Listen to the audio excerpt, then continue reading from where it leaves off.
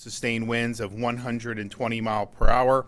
It's moving toward the northeast at 17 mile per hour, and it will continue to move across central Florida throughout the night and into the early morning hours. We have seen a weakening of the storm over the last 24 hours. We also saw it sped up, which means it's hitting the Gulf Coast prior to high tide, which we hope will help mitigate some of the storm surge. There isn't, you see it already developing, and there's going to continue to be storm surge both on the west coast and eventually on the east coast of Florida. And we're going to see a significant amount of rainfall on the northern part of the storm. There's already been 116 tornado warnings with 19 confirmed touchdowns throughout the state, 9 flash flood warnings, and 4 additional flood watches, with many, many more to come. Numerous counties have reported tornado damage. Peak storm surge is predicted to be between 5 and 13 feet, depending on where you are on the Gulf Coast of Florida. As of right now, the peak storm surge looks to be between the Charlotte-Lee County line up until Anna Maria Island in Manatee County. Prior to landfall, the state completed nearly 2,000 missions. Generators were sent to shelters. We have massive amounts of fuel reserves that are staged and ready to go, millions of gallons of gas. When the ports reopen, Florida Highway Patrol will be standing by to escort fuel trucks to access to fuel as they return to their homes. The Florida Department of Transportation is staged and ready to go as soon as the storm passes. They have 156 bridge inspectors, which will go to clear the bridges, 402 cut and toss personnel, and over 1,000 generators and 350 pieces of heavy equipment and trucks. We have massive amounts of search and rescue equipment and personnel standing by. And we hope that there's not a big need for that, but we're prepared for that. And that's not just our state and local. It's also our National Guard, our State Guard. We have about 9,000 National Guard personnel between Florida and other states. We also have Florida Highway Patrol, Fish and Wildlife, Department of Law Enforcement, and of course our Florida State Guard. There was a lot of questions about pre-staging linemen, which is our practice here in Florida, given that you have a lot of linemen working for Hurricane Helene in places like Georgia and North Carolina. I'm happy to report that we have over 50,000 linemen that are in the state of Florida, and as soon as it's safe to do so, they will commence with power restoration. We're already seeing power outages. You're going to continue to see a lot more power outages over the course of tonight and into tomorrow morning. Now, at this point, it's too dangerous to evacuate safely, so you have to shelter in place and just hunker down. Category 3 storm for most places in Florida, particularly newer construction. Likely the building is going to be able to withstand it. But if you start to get in a situation where trees are snapping, power's popping, you do have to treat it like a tornado. And then if you are in a tornado warning, that's a duck and cover in a place that's safe in your structure. Those can be very, very dangerous, even if you are inside in cover. Stay inside and stay off the roads. Floodwaters and rushing storm surge are very dangerous. And I would say that's even more so in spite of everything the state did to help these local communities hit by Helene remove a lot of debris. And they did move a lot of debris over the last 72 hours. You're going to have new debris created, and you still have some of that old debris in some of those places. So there's going to be hazards in the storm surge and in the flood waters. Stay put until the storm is passed. If you are in Sarasota, Manatee, some of those areas where the eye of the storm is going, it may be where things calm down for a minute.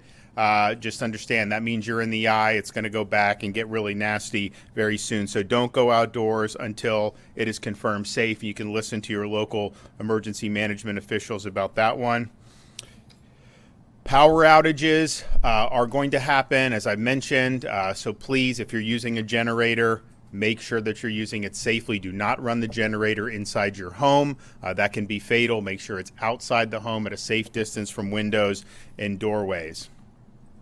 If you see dangerous conditions, please report those to your local authorities so that they can help protect people and mitigate it.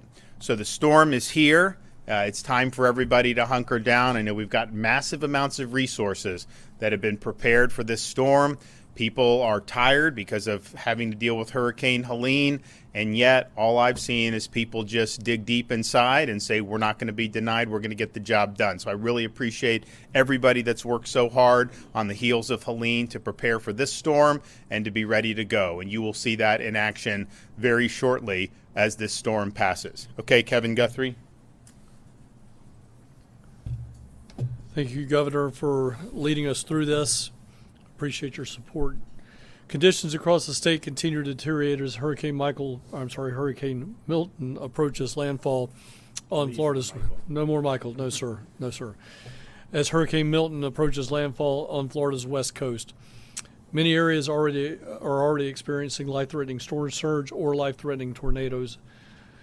Please make sure if a tornado warning comes in, especially on our east coast of Florida, we have certainly had a lot of tornadic activity over there with confirmed radar signature, confirmed tornadoes.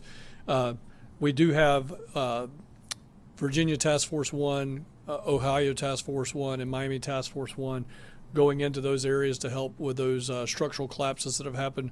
We're receiving somewhere in the neighborhood, this is really, really rough numbers right now, but about 125 homes that have been destroyed, most of them mobile homes and senior communities. So we're trying to get into Florida's most vulnerable to make sure they're taken care of. If you have not already left, as I just said, as the governor just said, you need to stay inside, stay safe, and stay put.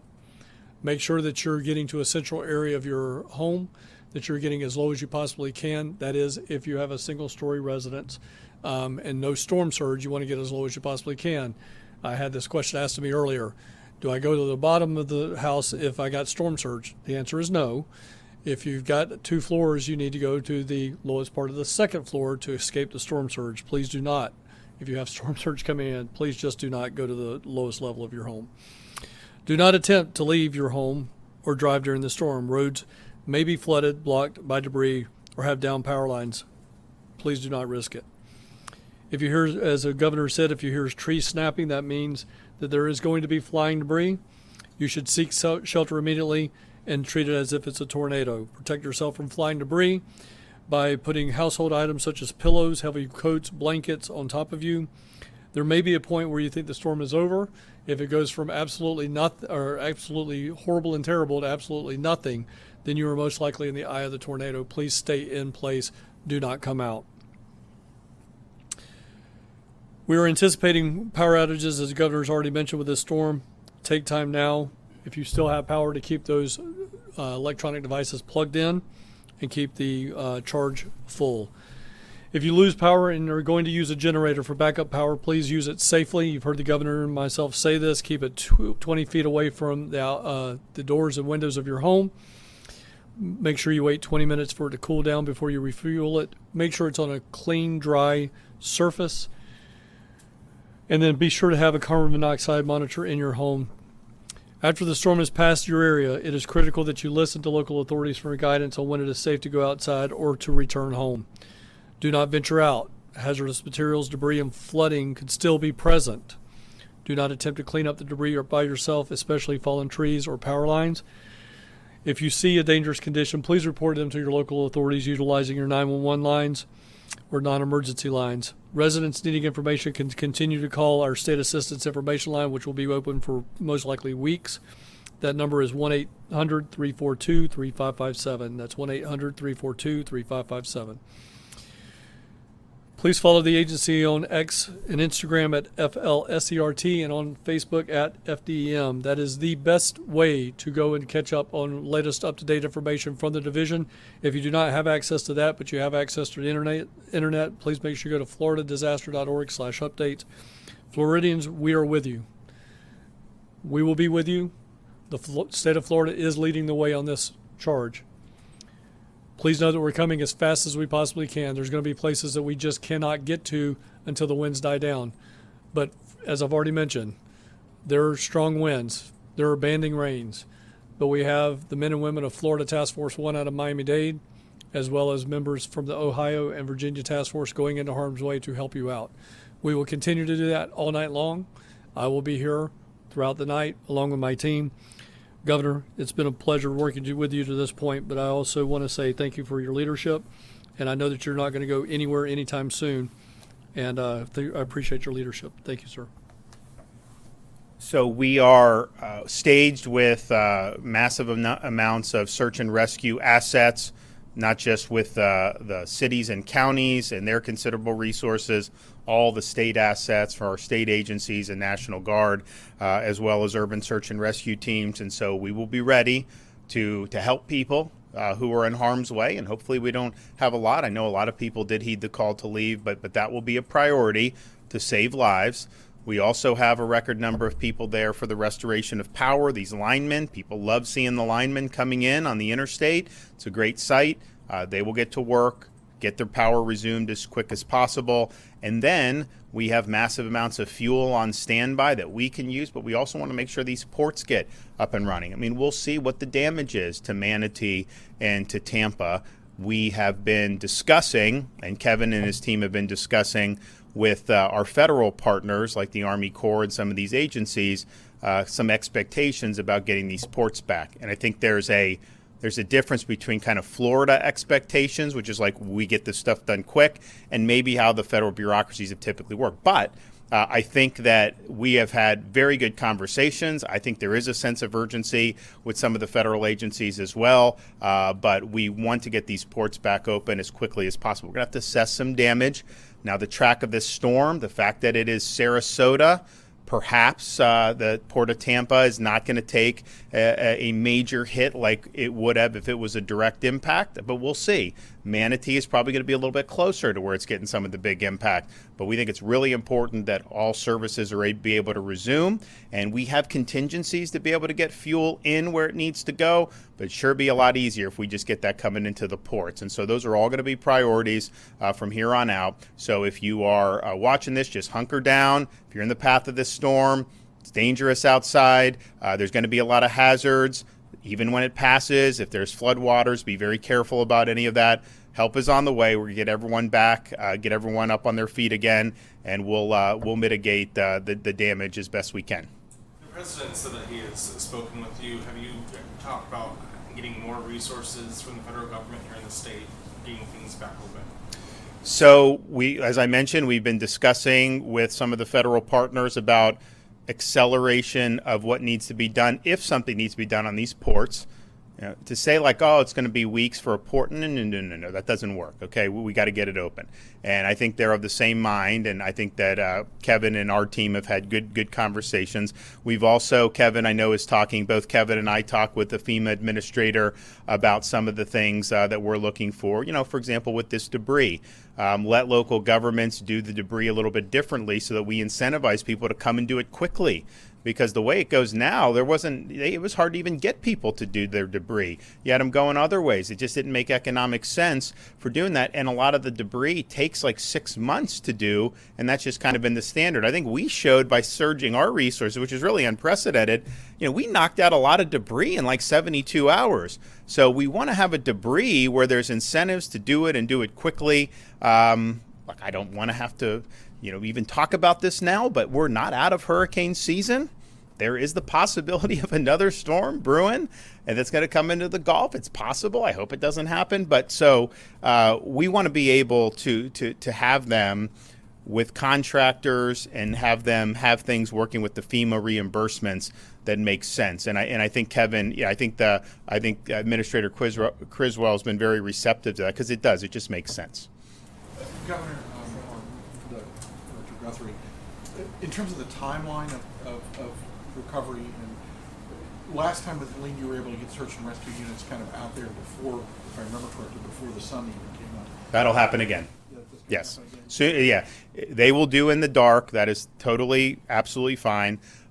It's just a question of making sure that it's safe for them to go out. So as soon as that storm passes, and the fact that it came in earlier than thought, that's good for the high tide because the high tide's not here yet. I think it'll help with the surge, but it's going to mean pretty much all the rescues are going to be done in the dark in the middle of the night. But that's fine. They're going to do that. All of our folks are doing that, and they will be on target. Since you have so many people here in the state, more than previous storms, Are you expecting things to kind of be restored quicker than previous storms? Like Helene was power back within a week. Are we expecting that even sooner, 3 days, 5 days? Well, we need to figure out how much power is out. I mean, we just don't know, right? And so we'll see.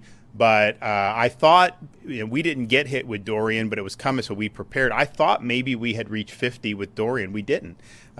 We reached in the 40s. We did 40,000s for Ian in the 40s. This is the first time we've crossed 50, and so I think that that's good.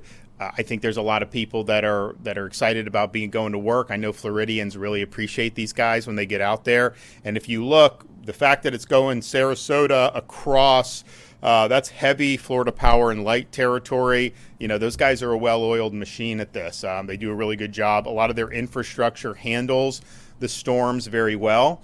And so a lot of times when you're talking about power restoration, if you have the people there and you go quick, you can potentially reconnect relatively quickly. If the whole thing is blown out where you have to rebuild it, it takes longer. My sense is that if it's a lot of FPL stuff, their infrastructure probably is going to be able to weather a lot of this, so they'll have to do some reconnects, but maybe not a full rebuild. Fort Myers Beach for Hurricane Ian was FPL, and they could have gotten the power back on very quickly. It was too dangerous to hook it up because of the homes with the storm surge, but their substations actually did pretty good. So I think it remains to be seen with that. Now, in terms of the search and rescue personnel, I'd like nothing better than to be here tomorrow night telling you we're sending all of it back to the States. I would love that, to say, you know what, we did whatever we needed to do, just like Helene, and then 24 hours later, it was fine. Thank you, and you guys go back home. We would love to do that. I'm hoping that we're not going to need them to be long, but it's just going to depend on what the damage is. So we'll see. I mean, look, these storms, it's like how many, what population, how many people, how much infrastructure, and this thing has come up. It kind of went east into Sarasota County. I don't know where they're going to say the landfall was. Maybe Venice, from what I'm looking on the radar. Maybe middle Sarasota County. But if it cuts across from there, there's a lot of rural areas. Whereas if it would have gone into Tampa Bay and rode up I-4, that's like millions and millions of people. I do think north of the storm, there's a lot of precipitation. I think you're going to see inland flooding in central Florida, north central Florida. I think you're going to see storm surge in northeast Florida, places like Daytona Beach, Flagler Beach, St. Johns County. I think you will see that coming on the backside of the storm. So we'll see how all that shakes out. But bottom line is we have the resources amassed. We'll use all that we need. But yes, I hope I can just send a bunch of them home to say, we got the job done. And FHP posted a video earlier today of a dog chained to a fence. They went and rescued it. Do you know what's happening with that dog? I mean, first of all, what kind of an animal would just leave a dog chained to a pole in the middle of a hurricane? I mean, it's just unbelievable that somebody would do that. And so I'm thankful for the FHP folks out of Tampa for rescuing the dog. They did bring it to the vet. The dog has a clean bill of health. And who knows, maybe we'll do some adoption, put the dog up for adoption, and we can have some people in Florida come and compete for it and take it. But, it's just like, I mean, people do a lot of dumb things, but you just see that. And so I hope they find the person who did it. And that person should have the book thrown at him. We've got very good laws in Florida against animal cruelty. These dogs, we've got dogs that are going to be helping in the storm. These police working dogs, they're great. They're great canines. So we don't have tolerance for that in Florida. I thought it was outrageous that somebody would do that. Can you talk about the size of the storm and what people should expect from the wind fields, how wide the eye is, or anything like that as it comes on shore? So it's interesting. I think the storm did deteriorate because of the wind shear. I mean, we were here, 24 hours ago, and it was 180 miles an hour. And no one thought it was going to come ashore at that. But I think a lot of people thought it was going to come ashore as a pretty strong 4. And it ended up coming as basically a mid-level 3. Now, it doesn't mean there's not storm surge. It doesn't mean there's not hazards. There is. It's a serious, serious storm. But in terms of some of the damage that we're going to see from wind, there just is a big difference between 140, 150, and 120.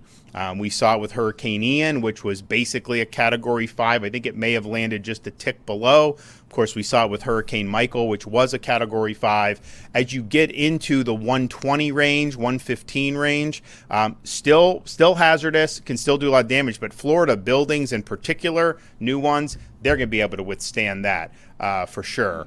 And so I think that likely, look, I'm cautiously optimistic that with the Florida building code that you're going to do. Now, the storm surge is a different story, and we've had storms that, Hurricane Michael was not necessarily known for being massive storm surge, even though it was like a tornado and it obliterated so many structures. And then there have been other storms that have been Cat 3 that produced massive storm surge. So I think it's too early to tell on that, but I think the fact that whether it was the shear or whatever happened, the fact that it did weaken before it made landfall is going to be benefit to us compared to what we were looking at 24 hours ago. But regardless of the winds from the storm directly, we've already seen probably more tornado watches than I've ever seen. I was talking to people, do you ever remember? No one remembers ever seeing this many tornado warnings that have been done. So that spun off a lot of tornadoes. And you have them, it's not like, there was Fort Myers, but there was Palm Beach, there was Port St. Lucie. I mean, it was all over the state. So that is a hazard for sure. And I think we're likely to continue to see those throughout tonight. Governor, on the point of the tornadoes. From FEMA about the declaration, or about the incentives for debris removal crews to get more of them coming in here? So as the governor said, he and I had a conversation today with Deanne Criswell. She's actually coming in here tonight at some point in time when weather permits to be with us tomorrow. But I will say she said that we were on the right track. She felt like that was a very good idea to get some type of incentive for individuals to come here. Maybe, again, incentivizing people from maybe west of the Mississippi, west of the Ohio River, so we're not competing against people that are in North Carolina. But again, we talked about some potential opportunities there, and she was going to get her some of her senior directors to come in, and one of them, Robert Pesapane, who is actually over that entire program, is actually traveling from D.C. tonight as well to actually sit down and have a conversation with us so that we could all get to a situation where we think the best move forward is, we can take that best move forward. However, as the governor also alluded to, there's I think a parallel path, and that we don't do bureaucracy, we don't go in linear paths, we don't throw all of our eggs in one basket. We are talking about reaching out for Emergency Management Assistance Compact, EMAC, or mutual aid through other states to start bringing in some other DOT-like, public works-like individuals to help us with mutual aid. Again, we don't know what might happen in the next 10 to 15 days. We want to get some of this debris picked up again. We've shown how government sometimes, unfortunately, usually private sector is better than us, but we've shown them that we can get this stuff done, and we can get it done quickly if we cut through the bureaucracy. So we're going to look at the incentive-ish program, and we're going to also look at bringing in mutual aid from other states. Well, I mean, the thing is there could be another storm this season, but the debris, the standard practice with this debris, the way it works, is it takes months and months to do debris. I remember Michael, how long it took to do the debris. Ian, there was debris. And a lot of it is the local governments are worried what FEMA's going to reimburse and this and that. And I'm just thinking to myself, the incentive should be to get it done as quickly as possible. And, it's a difficult situation because you have Mexico Beach after Hurricane Michael. They had $90 million of debris cleanup. And I think their annual budget was $5 million. So they obviously need that reimbursement. And I think they got 100%. Oh, yeah, they did, because I went and got it from President Trump, 100% of reimbursement for the first 45 days. But to have the debris for 6 months, a year, or more than that, and I would never think that we would be able to say that government would do better than private. But when we took all our trucks, they're all over the state doing all this stuff at the normal course of business, and we said, okay, this is a hazard. Let's do emergency 24/7. And they were going, and they picked up 3,000 plus loads of debris on Anna Maria Island, on Madeira Beach, all these places, and then brought them to this landfill. as I said, this is a local responsibility. I don't think the state can be in the business of cleaning up everybody's debris. First of all, we just are too big of a state. I mean, there's no way a state government can do that. So this was kind of an extraordinary circumstance, but we also have to look at why is this always a problem? And I think what Kevin is doing, I think, is smart. I think the administrator will work constructively with him, and I think we'll probably get somewhere that's going to be more efficient and more effective. Governor Logan, bureaucracy. You made the decision to ask the legislature to set aside that money for emergency, so that you'd be able to have the state get money and start paying for things in a much quicker fashion. The budget system indicates that so far you've gone through about 250 million, which is about half of what you got. I mean, you guys. Well, no, we'll be fine. Yeah, I mean, if we exhaust that, I still under emergency, I still can do, and we'll do that. And I would say, this will probably be a 90-10 storm, you think, or We're going to ask for it. yeah. So we'll end up asking for 90-10 for a lot of this stuff, and it just takes a while, but we know we'll get it. I mean, we're still getting reimbursements from some of these past storms, so it's just the way it is. But yeah, we're fine. We have what we do, and look, when you deal with these storms, you got to make a decision. We never want to spend money that is not going to be effective, of course. But I think the question is, are you willing to spend money to be prepared? And when you're fully prepared, you will end up not using some of the things that you've amassed.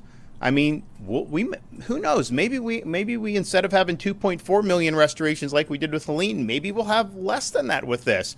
We had 30,000 for Helene Lyman, we have 50,000 now. Was that bad that we had? No, it wasn't. We've had other things staged. We had fuel staged for Helene. We didn't have to use any of it. The gas stations were fine. We have fuel stage now. We may need to do it. And so these are things we look at contingencies, what could potentially happen, plan for the contingencies. And when you plan for it, you do got to spend some money to execute these contracts. But if you don't end up having to do it, I would much rather do that than be in a situation where like we have no gas in the state or we don't have enough people to hook up people's power. And it does cost when we do the mutual aid, when we bring in the linemen, the state is responsible for some of those costs. But the way I view it is, if we can get people back, I think we had 2 million restored within 72 hours for Hurricane Helene. That gets everyone back on their feet and the state gets moving again. That pays for itself. If you have power out, the standard used to be people be out of power for 3 weeks or 4 weeks. That is not, I think that's bad. I think that hurts the economy. I think that hurts the quality of life. So that's just how you got to do it. Our view is let's just be prepared. That's why we have the fund. And you're going to be better off being prepared ultimately than if you're not willing to do it. Search and rescue. I know it's a big emphasis for the state. What happens if 911 goes down, God forbid, or cell towers go down and people can't reach the hotline or 911 to call search and rescue? What should those families and those individuals do? So the enhanced or next gen 911 system that is in place throughout the country, it's overseen by the Department of Management Services, but at the same time, the mechanics of it is if a county goes down, if a county cannot receive those 911 calls, it's going to roll over to another county. So there is a redundancy that is numerous layers deep that will end up getting that 911 call. When that 911 address pops up on a dispatcher screen, it's actually going to tell them where the home service is at. So it will say, for instance, just say for grins and giggles, it's Punta Gorda. It's answered in Hendry County. It'll show up Punta Gorda. So the people in Hendry County know automatically, okay, I'm actually receiving a call from another area. There's something wrong. They're still going to, all of our dispatchers are trained, our 911 coordinators are trained underneath a Department of Health certificate. So they have all the same standard training throughout the state of Florida. That is a required statute. So they can take that call just as good in Hendry County as they can in, say, Charlotte County. They'll transfer that information. We have redundant systems all across the state. We still have World War II, Cold War era technology that are copper lines that go from every single emergency management agency in this in this state to another emergency management. So that'll come in, they'll get the information, they'll pick up that, hotline, call that next county over and say, this is what's going on, and then people will respond to that. Well, also, I mean, I think what you've seen in past is there is the redundancy, but then if someone does need to be, I mean, if there's 10 feet of storm surge somewhere, you go rescue, and then they'll, like our boats, like they'll go around and check on people. They'll do all that. So you're going to see a massive effort as soon as it's safe to do so to check in the areas that were the hardest hit by surge if there's anybody in distress, because someone may not be able to call. Now, even if the 911's working, they may not be able to do that. And if you see somebody that's sitting on their roof, someone's going to go and pick them up. I mean, that's just how we roll. For the tornadoes directly